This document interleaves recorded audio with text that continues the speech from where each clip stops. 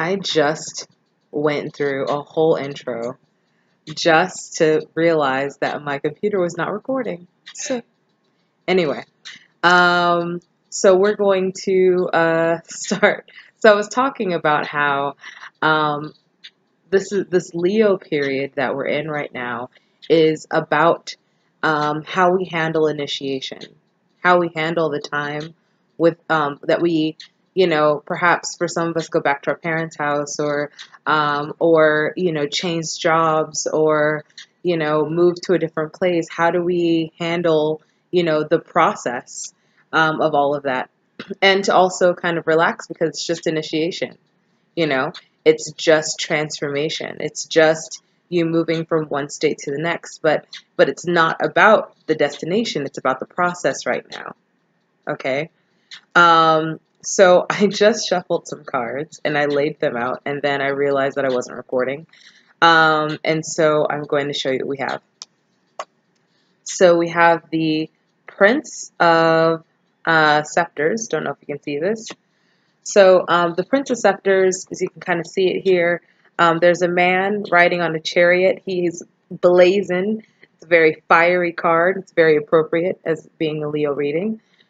He has a lion underneath his feet, and this is really sort of taking control of the process and really kind of setting out what's going to serve you, or what's going to serve us, better in our next phase. It's like we can either be within the same cycle that we've been in, you know, and kind of in this sort of non-adept phase, this sort of like almost, I don't want to say asleep, but this sort of almost ignorant state, this childlike state, or we can really kind of take the reins, you know, um, and really become all that we feel that we're supposed to be. Like, it's up to us, though. It's not, this isn't a planetary thing. This isn't up to, the permission of others. This is about you really taking that time and taking that space and being like, how can I improve myself? How can I make myself better so that I finally am able to have new cycles that begin? We have the moon card, which I think is fairly appropriate considering the fact that we are, going to be in a new moon. So this is, for me, because of the time period, this is about that process. And this is definitely about, taking that process and running with it, and putting, things that once kind of served as roadblocks or obstacles that were self-imposed, and actually putting them beneath our feet and using them as leverage. Okay? Taking your weaknesses and turning them into strengths. So, and this is great because we have the Empress, and so this is, where this is sort of this is a fiery kind of blazing force. This is, that fire that's needed to, to transform things. Then we come up to the Empress, which is she's very stable within her power. She knows what she's about. She knows what's going on. She runs this. As the kids like to say, she runs this. So let me go ahead and I'm going to pull some cards from another deck. Um, this is actually, so this is my Liberty deck, and then this is my, don't get too scared, this is my bent and out of shape, hard to shuffle deck that I've had since I was like 18, that I've like used to do readings. So this is basically going to say, like, okay, so where are we going? What's going to be happening?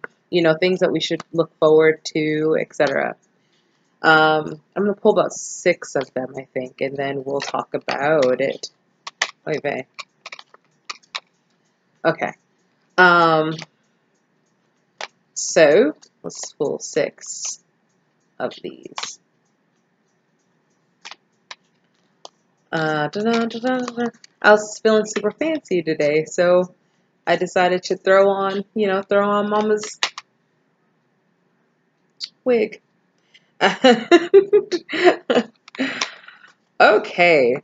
All right. So this is actually really cool. All right. So we have the Fool card. Okay. The Fool card is the card of new beginnings. A lot of people like to say, like, watch where you're going. And it is that as well, but it's also kind of like, but take the initiative, and it's like, and what does that path laid out in front of you look like?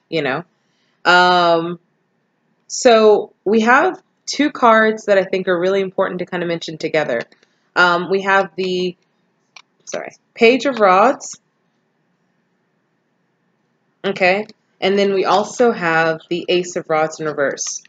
So in terms of Page of Rods, it's usually like a delay or a blockage. But I think in this particular reading, what I'm sensing is it's more of like, if you're waiting for permission to start, if you're waiting for permission or a specific time or a specific, event to happen, if you're waiting on permission to begin, to be greater, to throw you into being, the greatest version of yourself, you're actually going to be sorely disappointed. You're going to have to take the initiative and move along. So, and then the Ace of Rods says, that there is going to be a delay in actually, so the new beginning is here, but it's going to be a delay in what you feel like the new beginning should look like right now. And it's going to take a little bit of like creativity and a little bit of ingenuity and a little bit of um, really sitting down and writing, what does this path look like? What do you want your life to look like? And this is without permission, and this is without you actually, uh, having these obstacles that you've laid in front of yourself, which says, I can't because, or I'm not big enough for. You're big enough. You're great. You're a lion. You're a whole lion. You run the jungle. And so it's kind of one of those things where it's like, to think that you're not big enough. Sorry, I just dropped my cards. I will pick them up in a moment. To think that you're not big enough is absurd. And so you have to start thinking bigger. And if nothing could tell you no, and if there were no obstacles in front of you, what would you do? And kind of work from that platform. Also, I think equally important though, we have the Nine of Swords here, which is the card of kind of depression and anxiety. But I will say that I've noticed, and I've said this to quite a few people in conversation, I believe in darkness. I believe in people having those, that dark night of the soul, those moments where they are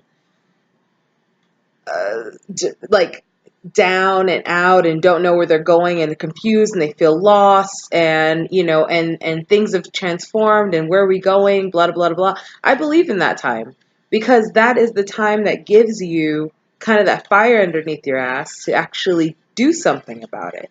If you allow it to do that, it's a great platform to jump off of. And it's funny because the way that it's in my little setup here, it's like there's the Fool, and then there's the Nine of Swords. So it's like, okay, I'm on the cliff, but what's going to happen? And it's sort of a hesitation out of fear. We have the Five of Pentacles, which is here as well, and I believe that this is sort of the card of um, where we have been and the cycles that we've gone through in the past, especially since we're in a whole new eclipse cycle right now, and so we're talking about cycles that maybe have lasted like 10 years or so. There's sort of this fear and a lot of trauma built up from it, and this fear that like, well, what if things are exactly like they were before? But that's up. The thing is that's up to you now. We're in a whole different, like everything has changed since then. We're in a whole new cycle. And if you allow it, and if you actually do the work, then it doesn't have to be the same cycle it was before.